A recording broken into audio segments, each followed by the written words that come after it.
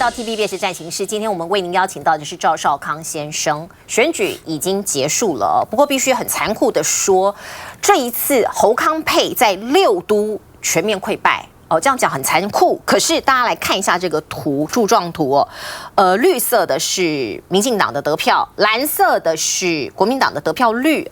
浅蓝色天空蓝的是柯文哲的得票率哦，你看到在双北、台北市、新北市，侯康都输哦。本来寄望是北票南补，可是这件事情没有发生，为什么？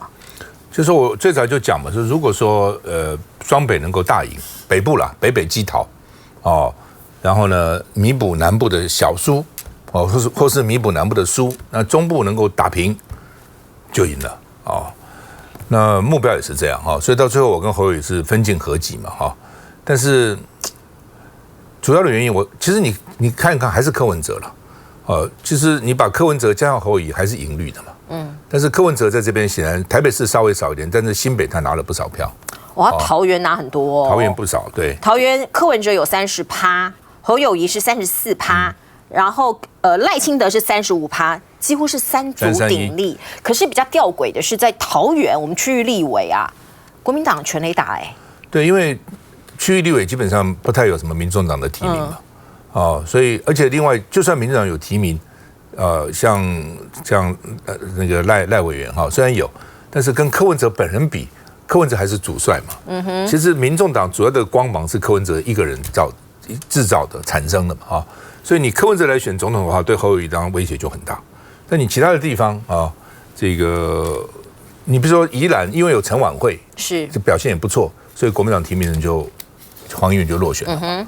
如果没有陈婉慧的话，黄宜沅就可能当选嘛。是所以这就是还是算数啦，这都不是数学，不是什么微分方程、工程数学，就是算数，基本算数小学生都会的算数，你2个加起来6成就赢他4成，那你分成3成3成你就输他的4成嘛。其实就是这样子。我们来看看这一次总统大选的得票结果。侯友宜、赵少康是拿到33%的选票，赖清德、萧美琴是40%，柯文哲、吴欣怡是26%。柯文哲已经变成了一个结结实实的第3党了，26%的支持率啊！甚至我听到这个沈大佬沈富雄他说这一次选举最大的赢家是柯文哲。赵大哥你怎么看柯文哲？柯文哲当然是蛮厉害的了哈。实际上他不厉害，当时也当选不了台北市长嘛。要当选台北市长谈何容易啊，对不对？他也当选了而且连任，虽然连任票不高只赢丁守中3000票，他也是连任了嘛那2届这个台北市长那另外就是说，的确特别是年轻选民，一路我们就看到民调年轻选民，就是4岁以下的支持他很多，就是对民进党失望嘛，但是又不喜欢国民党，那就投他嘛。因为他就是要打破蓝绿，的确很多人可能对蓝绿都已经厌烦了那就是另外一个选择嘛他有各种不同的原因，有一种原因真的喜欢他，有的原因是因为不喜欢蓝绿有的原因是有的人是希望有第3条路有另外一个选择都有那所以呢所以他我觉得表现不错比我预期的好。我本来想法是拿20%，他如果拿到20%以下，我们就可能赢了。我的预测是没错的嘛，就多了那6%，但是问题是就是6%多嘛，对不对？就不行嘛。那当然国民党要检讨了就是说上次的选举，韩国瑜拿552万票，是，然后这个宋楚瑜拿60万票。我本来想说552万加上宋楚瑜60万，612万，宋楚瑜后来也跳出来支持侯友宜了嘛，612万，当然中间有一些凋零了，老了过，我们现在一年大概是18到20万人嘛，那这也不是都投国民党的，也很多投民进党的，所以这中间如果610万减掉个30万，如果当时的票现在都还有的话，你有570、580万也是赢了，就连这个票都没拿到，显然中间有些票还跑了，不要说新的选民投你可能很少，旧的可能有些还都跑掉了嘛。不过柯文哲已经变成了第3大党第3势力是不容忽视的。未来国民党到底要怎么跟柯文哲合作呢？我觉得现在要合作就在立法院嘛，那他有8席，虽然不多，国民党52，加上2个党友高金素梅跟陈超明54席，54席，这68、48、78、56是几乎他的8倍，7倍但是呢，那他还是很关键嘛，所以我觉得还是要合作了要合作就过去就忘掉我觉得很多时候你老是把过去事拿来讨论你选举的你骗我啦，你什么6点承诺不承认等等，你就很难合作嘛。我觉得合作就忘掉这些事情很多事情个人的恩恩怨怨呢，小恩小怨这是不重要，要看大局嘛，大方向你要记得说，国民党跟亲民党以前合作过，宋楚瑜到现在还在抱怨，认为说国民党对他不够好，所以我就想说，你国民党是大党嘛，对，你就大方一点嘛，大度一点嘛。对，既然跟他合作，你先展示诚意嘛，对不对？你就好，比如说我们常常说台湾很小大陆应该对台湾展示诚意嘛，大陆应该对台湾好一点嘛，同样的道理嘛，对。民众党是一个小党，他当然希望说左右逢源，他当然希望今天你任何人是一个小党，你会想说，我能不能怎么样争取对我党的最大利益嘛？他心态一定是如此嘛。但是我认为说，柯文哲在这个时候去跟这个新潮流合作，这也很好笑啊。对不对？你就不自毁前程吗？你当时选前骂得个要死，新潮流不倒，台湾不会好，对不对？然后选后你立刻跟新潮流合作，就我觉得不对嘛。所以在野合作还是正办嘛，在野合作本来就很正常。那所以国民党跟民众党在立法院合作，我觉得这是正常的。那你国民党就多让一点就是了。院长如果是你国民党的，副院长就给民众党有什么关系呢？对不对？另外呢，召集委员，民众党现在8个立委分到不同的委员会里面去，几乎看不到了，对不对？那你就多给他几个召委嘛，又怎样呢？对不对？你大的方向必须要合作嘛，因为立法院如果说能够合作，力量非常大的，很多事情都要到立法院去的。你看陈水扁那个时候当总统，立法院是国民党掌控，陈水扁很多事情也没办法，他必须要低头啊，连行政院长开始都要用唐飞啊，所以国民党要看大的嘛。小恩小怨不要去扯了。我现在看到有些人还在那边骂这个骂那个，我觉得你过去就算了，不要想这个东西，你想的是一个大局，任何事是想大的，不要想小的事情这是我对国民党的一个建议了。对，我们必须要往前走了。不过刚刚赵大哥其实一直在谈说柯文哲有年轻选票，这一点其实我们反复在聊的那你要知道，未来4年4年后柯文哲说他不会缺席4年后卷土重来。可是4年之后，白色力量会扩大因为高中生都挺柯。我们看到有很多的这个学校，高中生现在没有票，可是在学校里面有各式各样的民调各式各样在网络上面的一些做法，你都可以看到，几乎8成9成的这个高中生都挺柯文哲，老人会凋零，年轻人会长大。会不会担心就是这股力量越来越壮大，会分走国民党的票？这是第一个问题。第二个问题是，刚刚赵大哥一直有在提说，年轻人，那我看到你上夜夜秀，或者是上其他像是馆长或者其他人的这个网红的节目，我知道你本来就很理解年轻人，可是国民党无法吸引年轻人这件事情讲了8年了，为什么一直做不到？不止8年，讲很多年了。不，基本上第一个了民众党也不见得就那么乐观了这些年轻人原来也是支持民进党的那么现在不支持民进党了呢？他对民进党失望了，所以你现在民众党就有8个立委在立法，要看你表现了。但我预期他们表现不会太差了，但你还是得表现了。所以你国民党委员在地方也要表现了。如果你的表现比民众党好，那年轻人还会支持你的。如果你表现不如人家好，对吧？人家处处掌握主动处处这个提出一些比较有前瞻性的这个案子。那你就被比下去了，所以这点在立法也在竞争了。所以我觉得这点我倒觉得还好，就是说反正大家竞争嘛。那至于说这个年轻人，我刚刚就讲年轻人，因为他不喜欢蓝不喜欢绿，那你现在蓝就要让年轻人喜欢你嘛。怎么让年轻人喜欢你？第一个，你政党要有理想性嘛，你要有理想性，对不对？你要把国家带到什么地方去，这是一个。第二个呢？你带给年轻人支持你，年轻人得到什么？柯文哲至少给他们一个梦对不对？现在也没给什么了，但是至少给你一个梦。那你国民党你要给年轻人什么？你要给他一些东西，让他觉得说，我支持你是有道理的。比如说房价这么高，那你国民党有没有提出什么办法让房价不要这么高呢？对吧？你执政14-15个县市，你的社会住宅能不能这个多盖一点呢？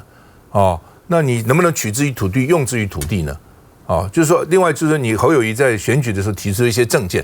你是不是国民党立委要在立法院要把它想办法 push 让它通过，而不是选完就算了？对，要努力给它推动通过呢？像这些都是国民党的挑战嘛，你必须要做的嘛。那你做的话，我相信大家看得到了。的确你有不同。另外，我是觉得国民党真的要向社会主义倾斜一点。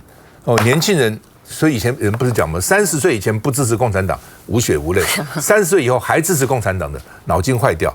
那你现在就是30、40岁这些年轻人呢，对不对？他们就比较左啊。美国也是一样啊，大家常常开玩笑说，美国的媒体老板都是共和党了。记者都是民主党，因为台湾也很像，差不多这样，对不对？就是这样。所以年轻人他就是有理想，有理想，有社会正义感，对不对？等等等，你要让他觉得说，哎，你这个党是有理想的才可以啊。否则你如果说这个党一直往右走，一直往右走，对不对？就袒护资本家，对不对？一直走资本主义路线，年轻人就烦你嘛。其实民进党现在也一直往右走了，对，所以这也是年轻人离开民进党的原因之一啊。民进党是言左行右了，嘴巴讲左，做的事情就像右走，是身体很诚实啊。好，我们来看看最后这个燕子市长卢秀燕在台中哦，其实打了很漂亮的一场仗哦，攻下6席。原本在台中有8席立法委员，6席是绿的，2席是蓝的，现在刚好顶豆变哈，就反过来哦。所以有人就讲哦，卢秀燕哦这个动向备受关注啊。如果朱立伦他辞掉党魁，或者是下一届卢秀燕有可能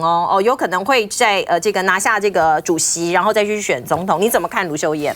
我觉得我认识卢秀燕很久了啊，她不错啊，就是说这个一步都走得很稳嘛哈。那当台中市长也做得政绩相当不错啊。那这次辅选我好几次我跟他同台嘛，我觉得他讲话啊，对群众啊，他蛮有群众魅力的，而且。他被叫做妈妈市长，对，这给人家一种安详沉稳的感觉哈。那他对这几个立委，这几个很多是议员出身嘛，我觉得他也非常照顾，一个帮他们站台啊等等哈。我觉得这个选举这次他有很大的战功啊，所以我觉得他不错，蛮好的。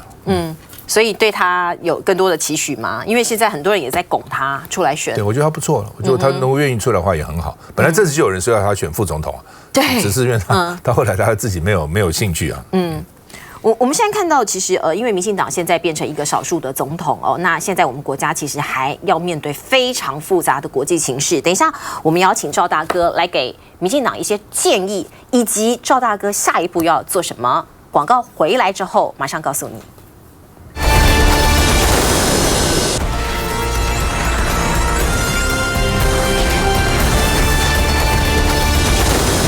好，选举后的第2天，我们看到我们在南太平洋的岛国邦交国诺鲁立刻跟我们宣布断交了。这是蔡英文总统任内第10个断交国。520之后就是赖清德当总统了。想请问赵大哥，怎么要给赖清德什么样的建议呢？还有一个问题就是选前你有说到就是战争与和平的选择，你担心会发生战争吗？我就是因为担心才答应侯友宜出来这个担任他的副手来选举的哈。那两岸可以说非常紧张哈。我们这样想好了，蔡英文干了8年蔡英文还算是一个比较低调的一个总统，两岸了哈。那你认为两岸现在关系好不好？不好啊，当然不好嘛。对啊。那你认为赖清德会更好吗？应该不会吧。那天国际记者会300多个外国记者，我就问这个国际记者这些问题嘛。现在好不好？现在不好。那你认为将来会比现在好吗？你们自己说嘛，对不对？所以赖清德要很努力了，这也是为什么美国立刻派了这个什么这些特使团来台湾的原因哈。那你赖清德是要表现给人家看嘛？你不是嘴巴讲是没有用的嘛？你要表现看，对不对？你台独党纲要不要把它冻结或废掉？既然你现在所以做不成，也不可能做，对不对？就展现我就不要了那你比如说观光客，对不对？你就是先开放我们的有什么关系呢？你为什么要斤斤计较什么对等啊，什么一大堆的？你就开放嘛，很多事情你自己可以主动的做嘛，我们就做啊，你怕什么呢？对不对？我常常一直说，我说民主，我实施民主政治，我是不怕的我真的没有什么好怕，我要有自信嘛。你们完全没信心了。里长去吃顿饭就说会被统战的呢，里长哪那么厉害啊？那么厉害，你们这选举怎么还赢啊？那不那些里长都把你们打垮了吗？怎么可能呢？所以本身就是说你赖清德这样讲好了，我们在中美之间，对不对？你至少你对美国好70亲近，你大陆起码有个30吧。因为你跟他市场那么大，在你旁边这么近，你现在美国是100，大陆是0嘛，甚至呢，大陆可能还是-10，你哪有这样的政策呢？所以我是觉得赖清德本身能不能改，但是我不抱太大的乐观，因为他是很固执的人，他真的很固执。你看那时候200多天不知道台南市议会，我认为换任何一个市长都不会这样干，他就这样干了。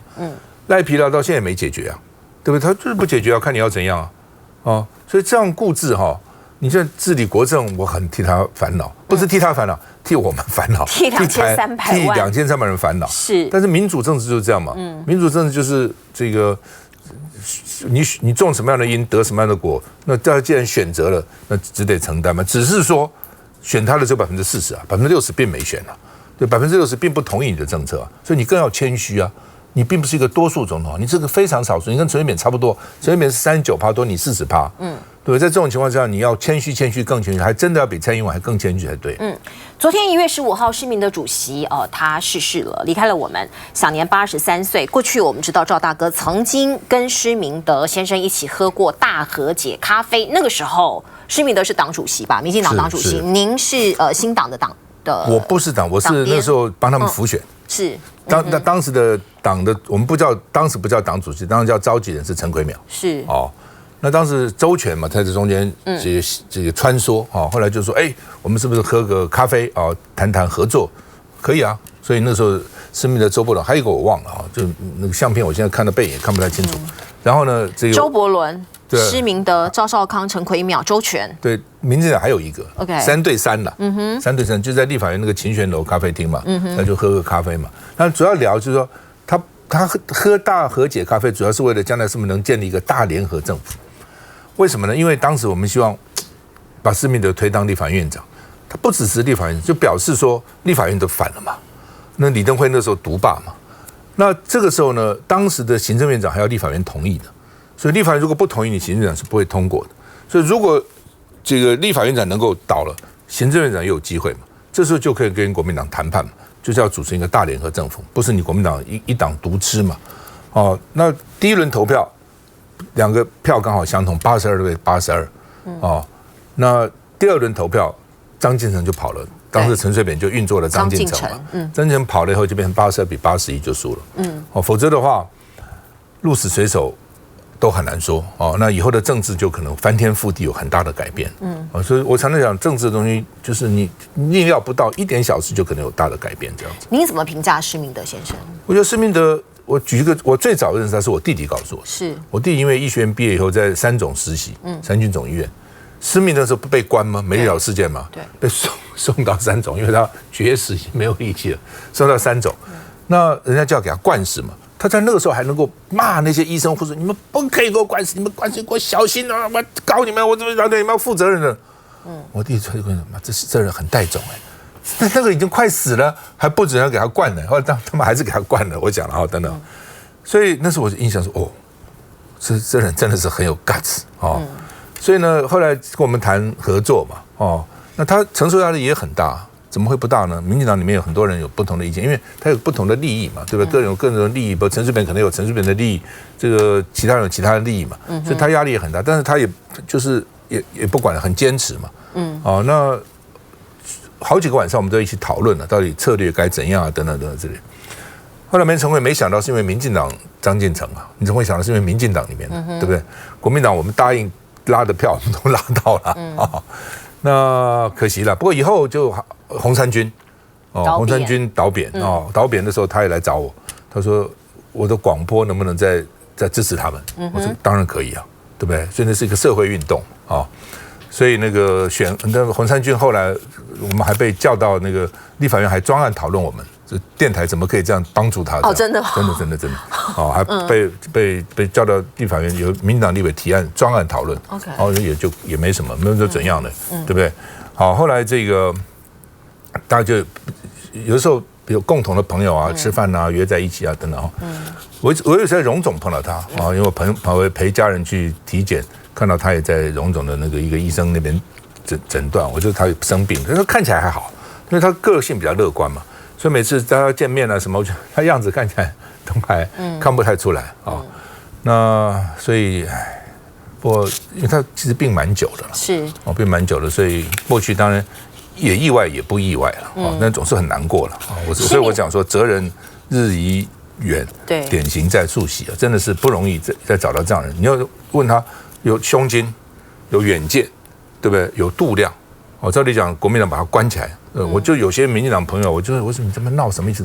当时国民党给我关那么多年，我就不甘愿啊。有人就这样嘛，对不对？那他对这点我觉得看得很淡，过去就过去了哦。然后看未来怎么合作，未来怎么样能够和解哦。那未来怎么推倒一个贪腐的政权？那时候洪山区声势很大的时候，我就跟他讲，我说宣布选总统啊，你有建议他宣布选总统？那他当然不愿意去沾群众的，是为了倒扁的群众的光嘛，然后好像他利用这个运动，所以他还是没接受了。那时候他如果宣布选总统，搞不好也是选上。应该是。所以从对抗权威到倒扁了，施明德一直站在权威的对立面。看看我们现在的政治环境，好像只剩下权谋跟算计了，其实让人很唏嘘啊。不过最后我们还是要讲一下这个赵大哥从选副总统回来主持少康战情室这个消息，昨天好多人都在传，好多人打电话问我。那当然我也说对，这个证实了嘛，我也跟这个媒体朋友说没有错，就是这样。可是不可避免的，我们也在预料之中哦。今天民进党的立法委员批评你说你是正美两栖最恶质的例子哦，他认为你应该要做很多的这个像这样的示范是不 OK 的啊，你应该要把包括中广的股权啊，各种各式各样的一些批评，你怎么回应？第一个，我中广辞掉董事长那是到现在还有效的。现在 NCC 正在审查，已经换了新的董事长，这已经是超过法律的要求了。那我也没当选，广电法只有党职或公职不可以有股份，或是不可以有这个媒体的职务了我现在既不是党职，也没有公职。我如果选上了是一回事，我没选上啊，对不对？你民进党选上了。你选上你还得了便宜还卖乖你有乘胜追击，你追击我干什么东西呢？对不对？就我没有职务嘛。那难道我做一个节目主持人，一个节目主持人不能有党籍吗？一个节目主持人不能参加政党的活动吗？一个节目主持人不能有政治立场吗？一个节目主持人不能支持特定的候选人吗？一个节目主持人不能够发表政治评论吗？那很奇怪，你很多绿媒，对不对？你是媒体你还不是主持人你是媒体你有没有支持民进党？有没有支持民进党的政策？有没有支持民进党的言论？有没有支持民进党的社论？那你是不是正美两栖呢？对，我哪有什么正美两栖？我不是战斗蓝也不是，战斗蓝也不是一个有形的组织战斗蓝只是一种精神的号召，就跟你讲什么知识蓝基层蓝经济蓝深绿浅绿是不是一样嘛？还有草根蓝，基本上我就是一个这个党员嘛。党员当然可以有意见了。政治评论员本来也就有意见了，如果他没有意见，他做什么政治评论员呢？他本来就有对政治就有不同的意见，他本来就有，他也有他的立场，也有他的看法，这叫什么正美两栖呢？没有错，其实每一个人都有每个人的立场跟意见尤其是在政论节目，这跟新闻报道其实是不一样的事情。因为我自己是新闻媒体这个记者出身所以我大概很知道这中间的差别。不过最后的时间，我们还是要请这个赵大哥来跟我们分享一下，就是因为过去50天其实蛮辛苦的。我看你旁边都有随护你过去很喜欢到一些馆子去吃饭，好像因为有随护在的关系，所以没有办法去。我这人喜欢自由自在的，你看我都不戴表的，有没有？就我觉得戴个表都是束缚所以我不会抽烟不喝酒什么，也是觉得我觉得不要被个东西束缚住了就个性从小就喜欢自由自在不喜欢被人家管那这50天没办法嘛，因为安全人员，于是最后一天晚上，他们问我要不要穿防弹衣我说我不穿，他们都穿了，他们很担心最后一天会有事情发生我说我不穿那所以换句话说，这50天。